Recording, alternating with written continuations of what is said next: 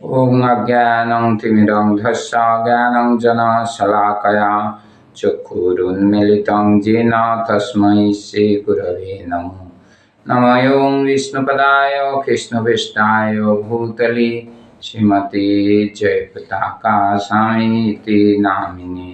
नमो आचार्यपादाय निताय कृपाप्रदायिने गौरकथाधमदाय नगरग्रामतारिणे। नमः ॐ विष्णुपदाय कृष्णपृष्ठाय भूतले श्रीमते भक्तिवेदान्त स्वामिनिति नामिने। नमस्ते सरस्वती देवे गौरवाणी प्रचारिणे निर्विशेष शून्यवादी पाश्चात्यदेशतारिणे। वञ्चाकल्पतरुभ्यश्च कृपा सिन्धुभ्यैव च पतितानां पावनेभ्यो वैष्णवेभ्यो नमो नमः। जय श्री कृष्ण चैतन्य प्रभु नित्यानंद श्री अद्वैत गदाधर शिवासादि गौर भक्त वृंद। हरे कृष्णा कृष्णा कृष्णा हरे हरे, हरे राम राम राम हरे हरे। तो नित्यं भागवत सेवया नित्य दिनेर मतो आमरा भागवतेर कथा आलोचना करब। तो তোমরাও এইভাবে মঙ্গলাচরণ শিখবে, যেভাবে সংক্ষিপ্তভাবে আমি করলাম এইরকমভাবে করবার চেষ্টা করবে এবং বিস্তারিতভাবেও এটি করা যায়। তো এইরকমভাবে মঙ্গলাচরণ করবেন। তারপরে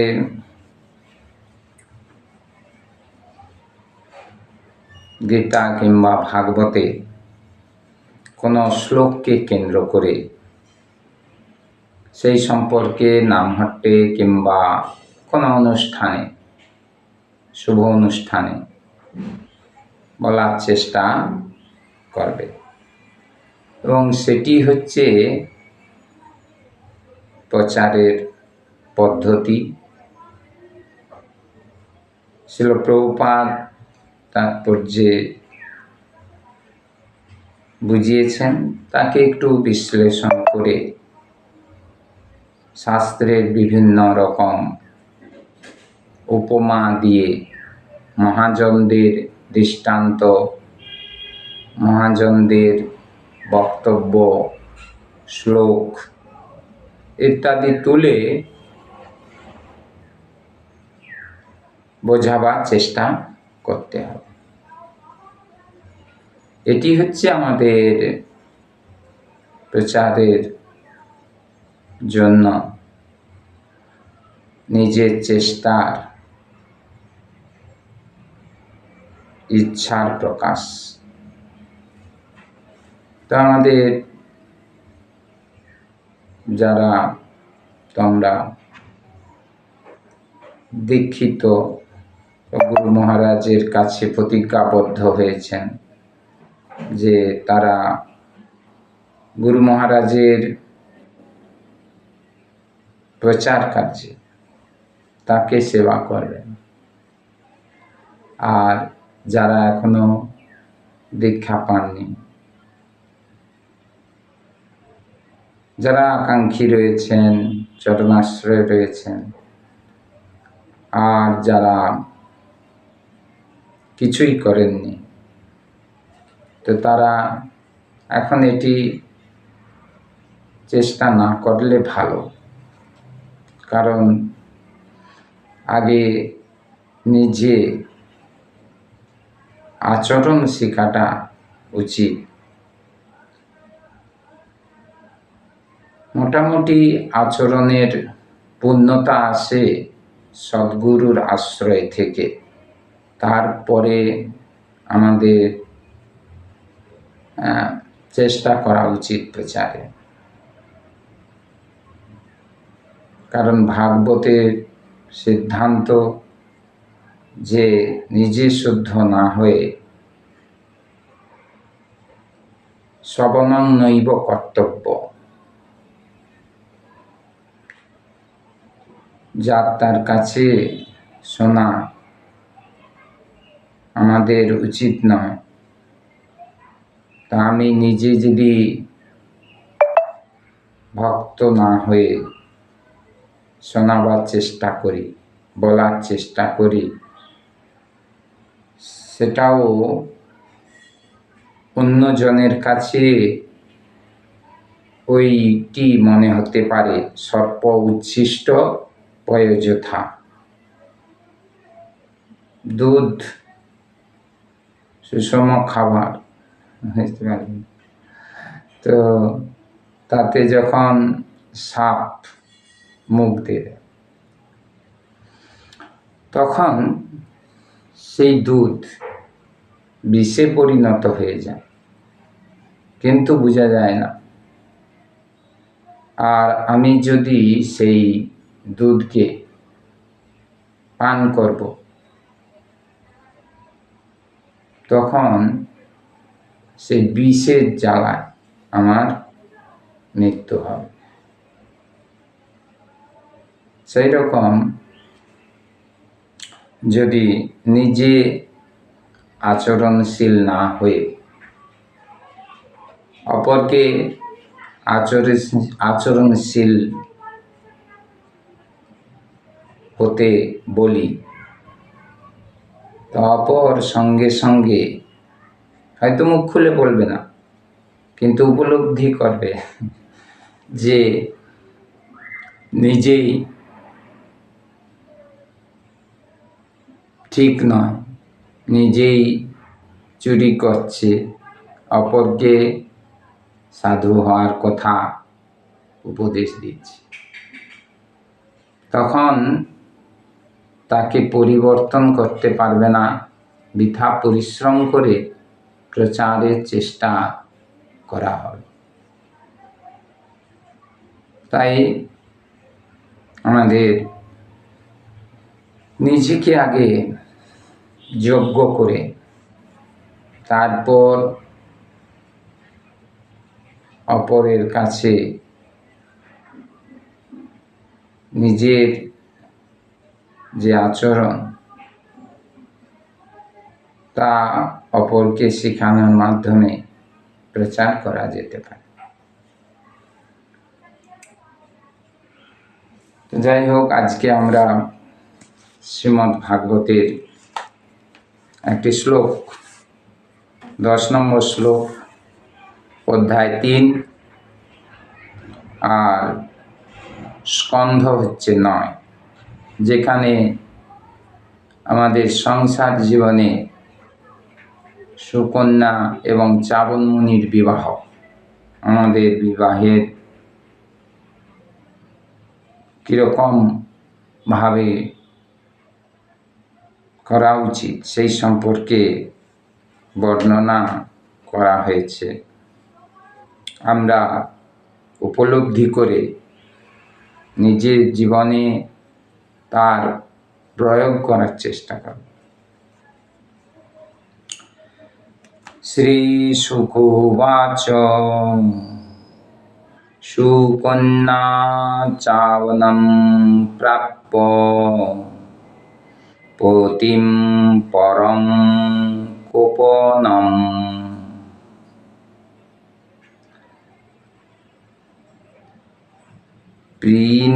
প্রিণয়াম আস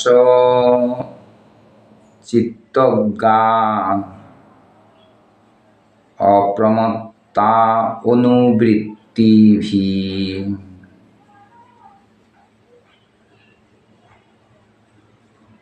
শ্রীশুক উবাচ সুকন্যা চাবনম প্রাপ্য পতিম পরম কোপনম প্রণয়াম আস চিত্তজ্ঞা অপ্রমত্তা অনুবৃত্তিভিঃ। শ্লোকাংশ। সুকন্যা মহারাজ সজ্জাতির কন্যা সুকন্যা, চাবন্নম মহর্ষি চাবন মুনিকে প্রাপ্ত হয়ে, পতিম পতিরূপে, পরম কোপনম, অত্যন্ত উগ্র স্বভাব। বিনয়াম আস, তার প্রসন্নতা বিধান করেছিলেন। চিত্তজ্ঞা, তার পতির মনের ভাব অবগত হয়ে। অপ্রমত্তা অনুবৃত্তিভি, অত্যন্ত সাবধানে তার সেবা সম্পাদন করে। অনুবাদে ইস্কন প্রতিষ্ঠাতা আচার্য জগৎগুরু শিল প্রভুপাদ। তোমরা জানো, কলকাতায় যার বাড়ি ছিল, জন্মস্থান, সেই প্রভুপাদ জগৎগুরু প্রচারের মাধ্যমে জগৎগুরু হয়ে বলছেন, অত্যন্ত উগ্র স্বভাব চাবন মুনিকে প্রতিরূপে প্রাপ্ত হওয়ায় সুকন্যা তার হৃদয়গত ভাব অবগত হয়ে অত্যন্ত সাবধানে সেই অনুসারে কার্য করে তাকে সন্তুষ্ট করতে লাগলেন। সুখদেব মহারাজ বলছেন যে এই চাবনমণি একটু রাগী ছিল, উগ্র, আর সুকন্যা সেটি বুঝতে পেরে সাবধানতার সঙ্গে সেই চাবনমণির প্রতি স্ত্রীর যে ব্যবহার, সেবা, সেটি করছিলেন। এ থেকে আমরা বুঝতে পারি যে জড়জগতে মাতাজিদের পতিরা রয়েছেন, অনেক পতি শান্ত, আবার অনেক পতি রয়েছেন যারা একটু অশান্ত। অশান্ত কোথা থেকে হয়? গীতায় ভগবান বলছেন, কামভি ক্রোধাভি জায়তে, কাম থেকে ক্রোধ আসে।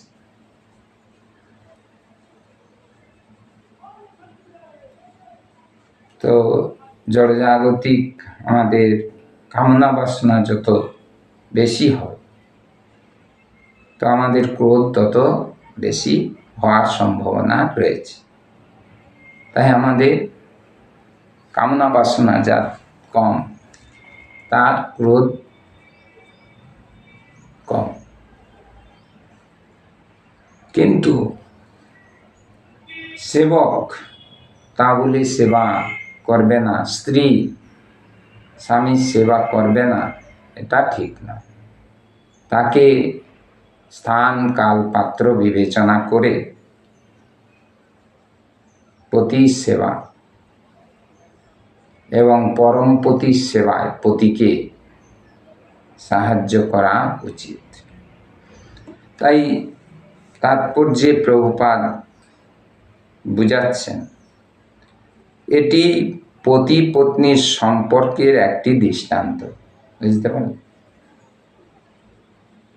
এটি হচ্ছে আমাদের পতি পত্নীর সম্পর্কের গুরুত্ব। চাবন্য মুনির মতো ব্যক্তি সর্বদাই শ্রেষ্ঠ পদে থাকতে চান, যেহেতু তিনি মহান এক ঋষি, তার মর্যাদা নিশ্চয়ই রয়েছে। তাই শুদ্ধ ভক্তের স্তর অনুযায়ী তাদের মর্যাদা দান করা উচিত। এই ধরনের ব্যক্তি কখনো কখনো অধীন হতে পারেন না। এই ধরনের ব্যক্তি কারো অধীনে থাকতে চান না, তিনি ভগবানের অধীনে থেকে ভগবানের সেবায় একাগ্র হয়ে থাকবেন। তাই চাবন মুনির স্বভাব ছিল অত্যন্ত উগ্র। তো চাবন মুনি তাই কি করতেন? কারো কথা মতো চলতেন না, তার পত্নী সুকন্যা তার মনোভাব বুঝতে পারতেন। সুকন্যা যেহেতু রাজকন্যা ছিল, বুদ্ধিমতী ছিল, পতিব্রতা ছিল, তাই তিনি বুঝতে পেরেছেন। আমরাও যদি এই বুদ্ধি, পতিব্রতা কাজে লাগে, তাহলে আমরাও বুঝতে পারব। সেই অনুসারে তিনি আচরণ করতেন। কোনো পত্নী যদি তার পতির সঙ্গে সুখে থাকতে চায়, প্রভুপাদ বলছেন, এই যে মাতাজিরা রয়েছেন নাকি, তা আপনারা পতির সঙ্গে কি করে সুখে থাকবেন? তো সেটি প্রভুপাদ বলছেন। তা আমাদের শিক্ষা গ্রহণ করতে হবে। জড়জগতে আমরা শিক্ষা গ্রহণ করতে চাই না, বিশেষত পারমার্থিকভাবে। প্রভুপাদ বলছেন, তাহলে তাকে তার পতির মনোভাব বুঝে তাকে প্রসন্ন করার চেষ্টা করা উচিত। প্রতি কি চায়? পতির প্রসন্নতা বিধান করার জন্য তাকে কাজ করতে হবে। একটি নারীর গৌরব, এটি হচ্ছে একটি নারীর গৌরব। তো নারী সেটি উপলব্ধি করবে যে তার পতি কি চায়, আর সেই অনুযায়ী তার সেবা করে। তো পতিও যদি আমার মতো আসামি হয়ে যাবে, তো সেই পতিকে পতি বলা হয় না, আসামি বলা হয়। পতিরও যোগ্যতা থাকতে হবে। এরকম নয় যে আমরা ভাবব যেহেতু পতির সেবা করতে হয়, তো পতি তার যোগ্যতা না থাকলেও দাবি করে পতি। যেমন ভক্ত, তো ভক্তের একটা যোগ্যতা থাকতে হয় কিনা?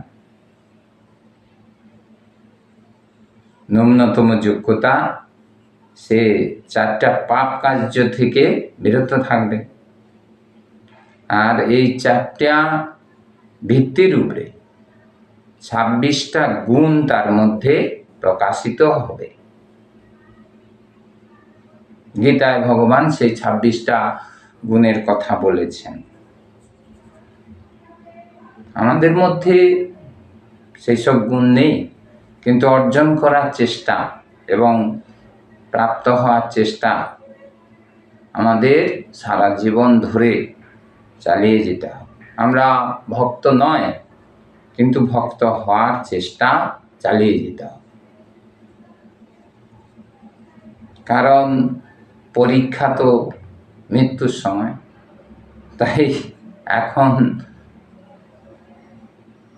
পরীক্ষা পর্যন্ত পড়াশোনা করতে হবে।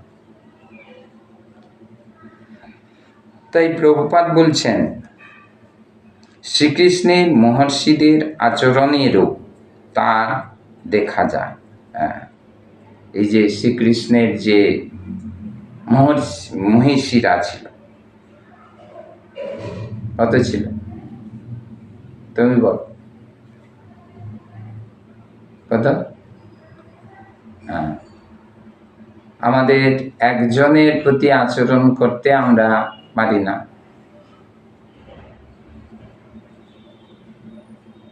কিন্তু ভগবান কৃষ্ণের 16,108 জন ছিল। তাদের প্রতি ভগবানের প্রতিরূপে কি করা উচিত তা ভাগবতে খুব সুন্দরভাবে বর্ণনা করা হয়েছে। আর সতীদের অর্থাৎ এই মহিষীদের কি আচরণ তাও বর্ণনা করা হয়েছে। তাই প্রভুপাদ বলছেন, যদিও তারা সকলেই ছিলেন রাজকন্যা, তবু তারা শ্রীকৃষ্ণের দাসীর মতো আচরণ করতেন। এইটি হচ্ছে লক্ষণ। এখানেও আমরা দেখতে পাচ্ছি সুকন্যা হচ্ছে রাজকন্যা, কিন্তু এই চাবন মুনি তিনি বনবাসী, সেরকম কিছু নেই,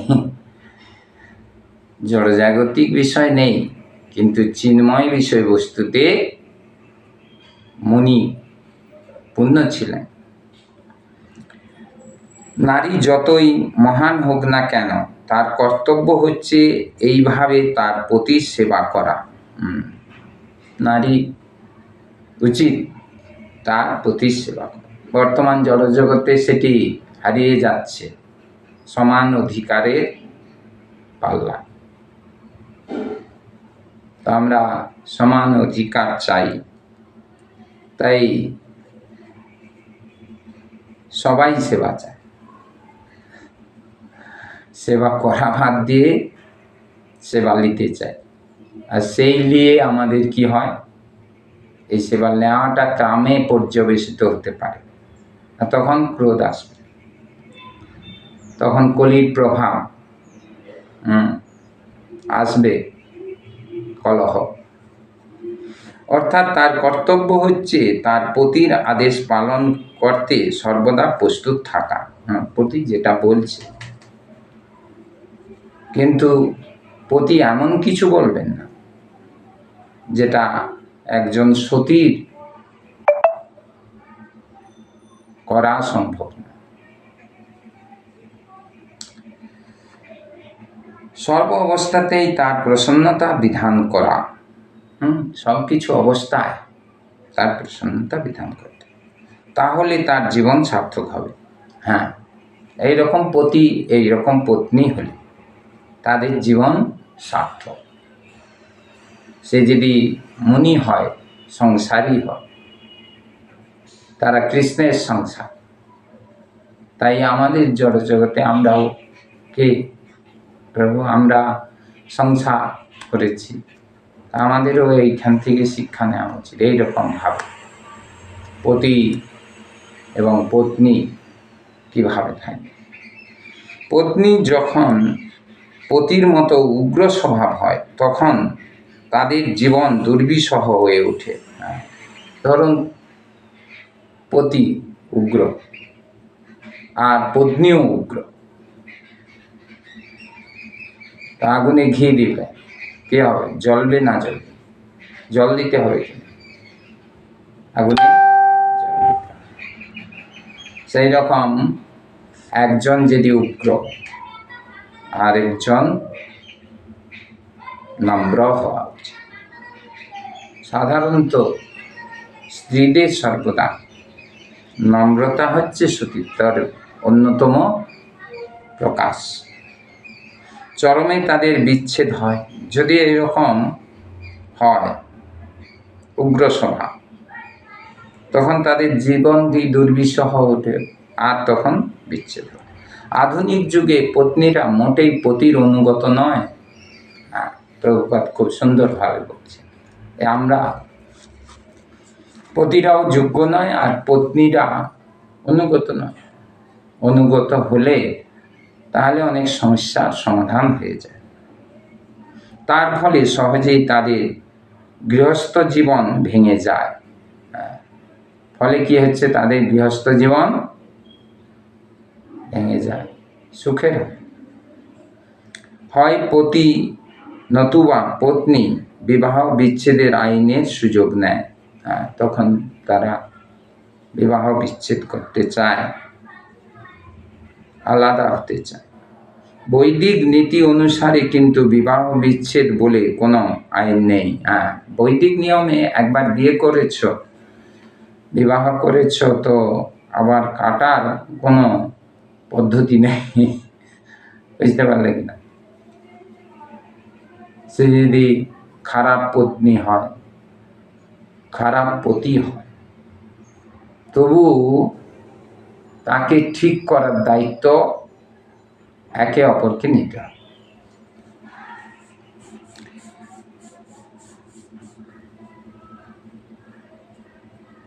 স্ত্রীদের শিক্ষা দেওয়া হয় কিভাবে পতির ইচ্ছা অনুযায়ী অনুবর্তী হতে হয়, কিভাবে পতি সেবা করতে হয়, অনুবর্তী হতে হয়।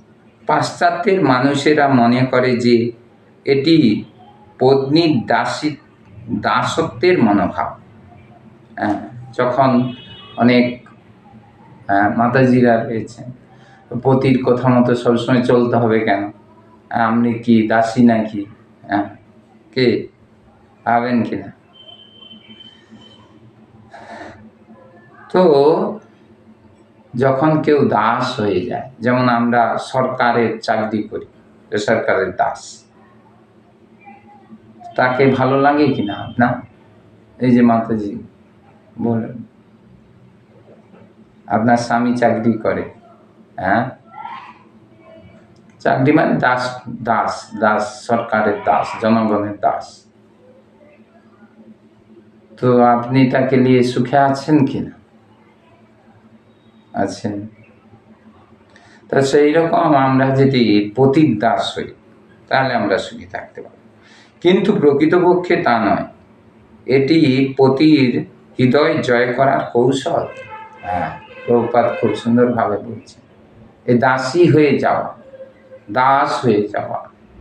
এই যে আমরা অনেক পদবী ছিল দীক্ষার পূর্বে, তো যখন দীক্ষা পাই তখন দাস হয়ে যায় কিংবা দাসী হয়ে যায়, তাহলে কি হয়?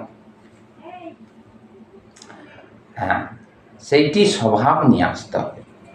পদবীটা বড় জিনিস নয়, কাজটা বড় জিনিস। আমি কি সত্যিকারের দাসীর মতো কাজ করছি, দাসের মতো আমার স্বভাব, না ভোক্তা হওয়ার জন্য দাস পদবী নিয়ে ঘুরছি? তা সেই পতি যতই উগ্র স্বভাব অথবা নিষ্ঠুর হোক না কেন, যদি একে অপর কেউ উগ্র হয়, তার সেবার দ্বারা তাকে সন্তুষ্ট করা যাবে। এই ক্ষেত্রে আমরা স্পষ্টভাবে দেখতে পাচ্ছি যে চাবন মুনি যুবক ছিলেন না, তিনি সুকন্যার পিতামহ হওয়ার যোগ্য ছিলেন, বয়স্ক, কিন্তু তবু যেহেতু পতি, তাই তার যত্ন করতে হবে। আমরা করতে পারবো না। এটি হচ্ছে সতীত্ব। তার স্বভাব ছিল অত্যন্ত কোপন, রাগী, বয়স হলে যেমন আমার হয়, আমাদের হচ্ছে, কিন্তু তবুও সুন্দরী রাজকন্যা সুকন্যা তার বৃদ্ধপতির অনুগত হয়ে সর্বতোভাবে তার প্রসন্নতা বিধানের চেষ্টা করছিলেন। এই রাগী, কিন্তু আমি চেষ্টা করছি। এইটি হচ্ছে পতি পত্নীর সম্পর্ক মজবুত করার হাতিয়ার। এইভাবে তিনি ছিলেন একজন পতিব্রতা সতী নারী। প্রভুপাদ বলছেন এইভাবে তিনি করতেন, আর সেই জন্য তিনি সতী। তা আমাদেরও চেষ্টা করা উচিত। এই যে গীতা ভাগবতের শিক্ষা, এই ভাগবতের শিক্ষা এখানে কত সুন্দরভাবে শুদ্ধ সত্যে অবস্থিত ভক্ত জগৎগুরু ইস্কন প্রতিষ্ঠাতা প্রভুপাদ বুঝিয়েছেন। তো তার শিক্ষা আমরা গ্রহণ করতে পারি, এবং তার শিক্ষা যখন গ্রহণ করব তখন ভগবান খুব সন্তুষ্ট হয়। কারণ ভক্তের শিক্ষার মাধ্যমে ভগবান আমাদের প্রতি প্রসন্ন হন, এবং তিনি ভক্ত, তিনি চান যে সুখে থেকে সুখময় ভগবানের সেবার মাধ্যমে জীবন সার্থক যাতে আমরা করতে পারি। তাই আমাদের চেষ্টা করা উচিত এই রকম